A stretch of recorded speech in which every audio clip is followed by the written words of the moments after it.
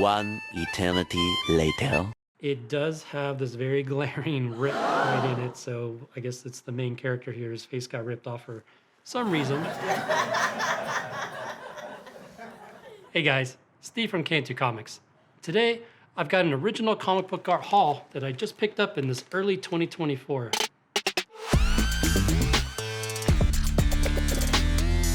All right, so this collection, I just picked it up from Anthony's comic book art store on eBay.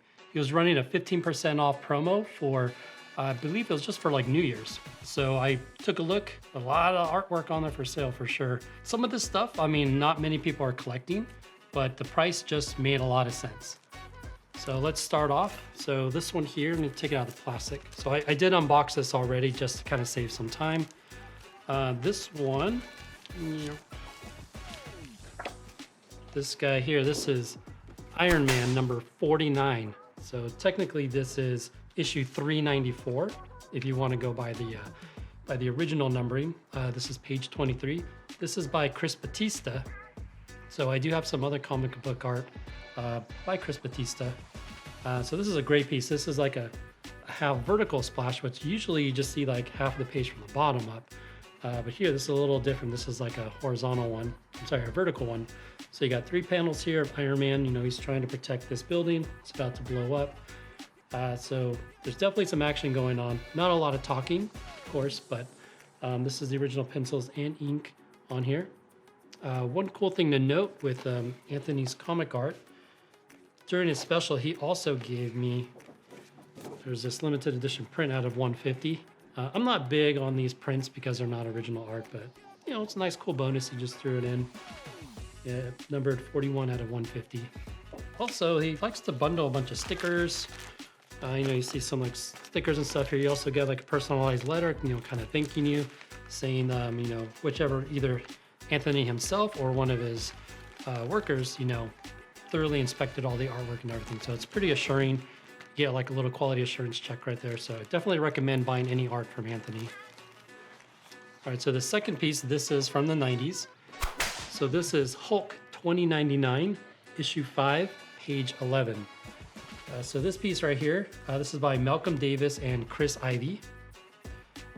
This features, she's not very popular. She's really just been in 2099, but this is Keisha using a little over a half a page splash.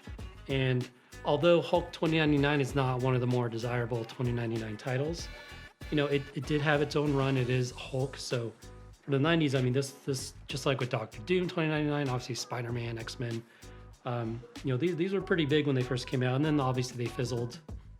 But I like this piece. The price was great. I'll go over the prices at the very end of how much I paid for each of these, so you guys can kind of assess if you believe I got a good deal or not. This piece is cool though. It does have a piece of vellum. So right here, there is like an overlay right here of like this floating like weapon. So it's pretty cool because if you see the actual comic page, you know, you see this already there. It's got like some special glow on it. So it's pretty cool to show the separation. You know, back then, I mean, Photoshop wasn't very powerful. You know, it wasn't like a tool to trade at the time. So they had to do a lot of this stuff, you know, old school. So it's really cool to see that for this like mid 90s piece. All right, this next one, I also didn't pay too much because it is in pretty rough shape. This one is Leave It to Binky, number 71, page 1. So this is the title splash. This is like an Archie comic. It does have this very glaring rip right in it. So I guess it's the main character here. His face got ripped off for some reason. But that's why I got this very cheap.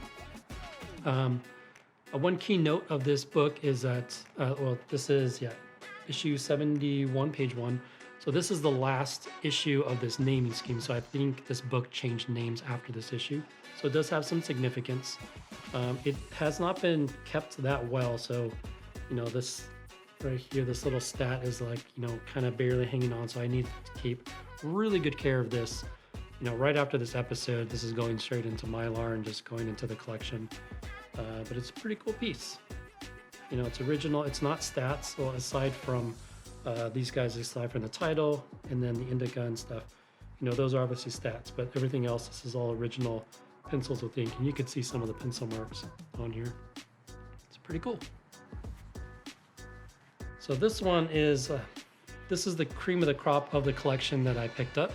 I've never owned an original Spawn piece of art, so this will be my first. So this is Spawn issue 163, page 21.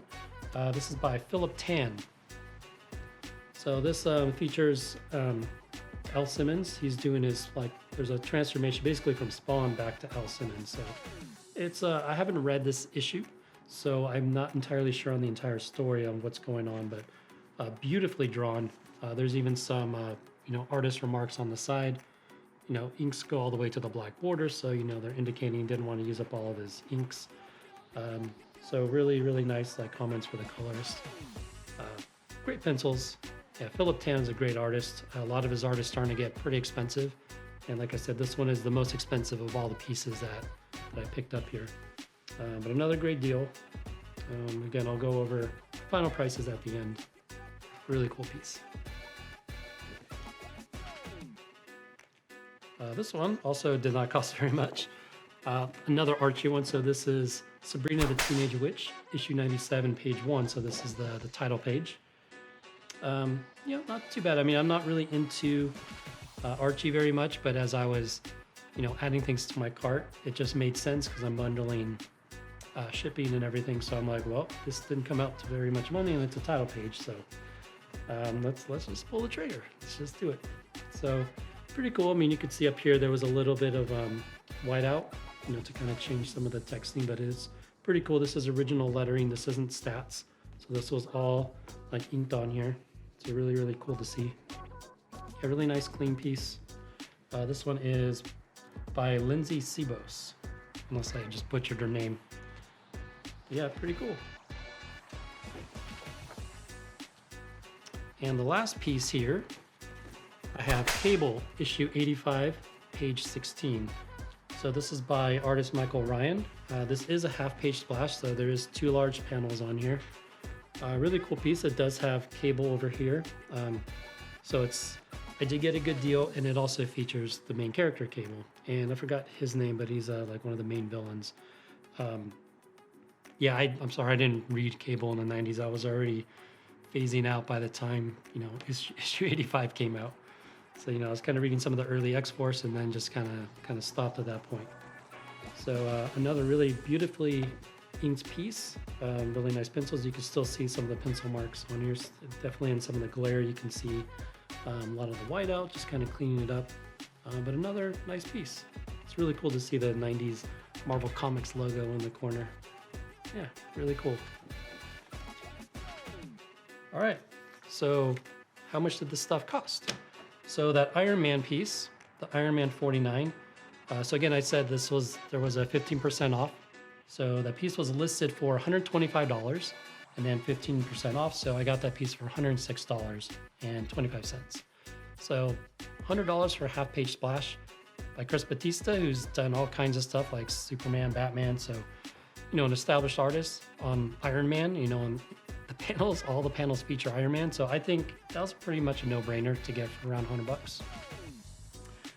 The Hulk 299. So that was listed at $100 and then 15% off, which made it $85.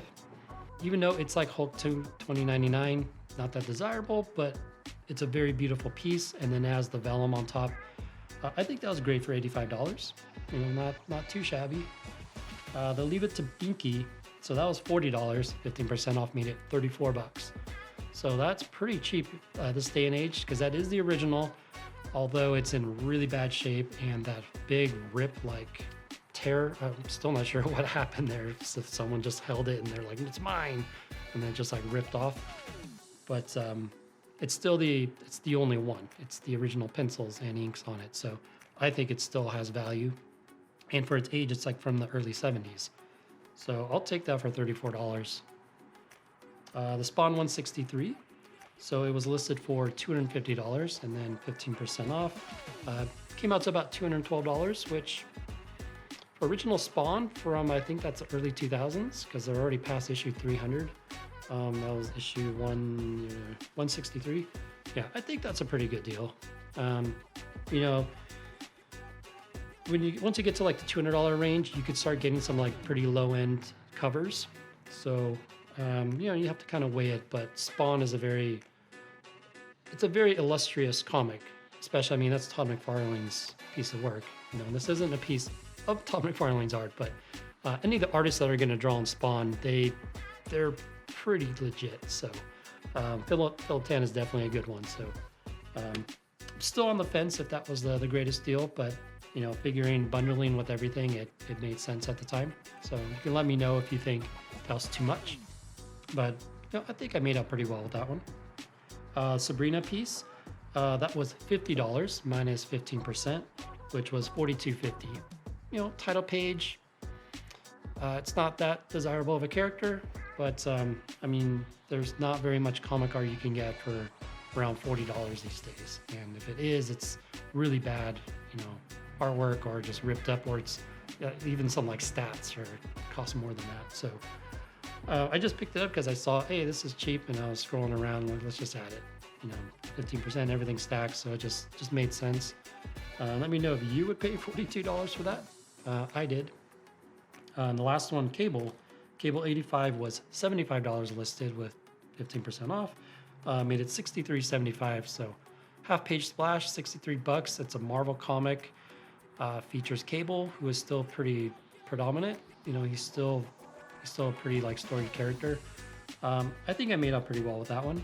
It's just there wasn't much action going on that page. Oh, yeah, it's right here.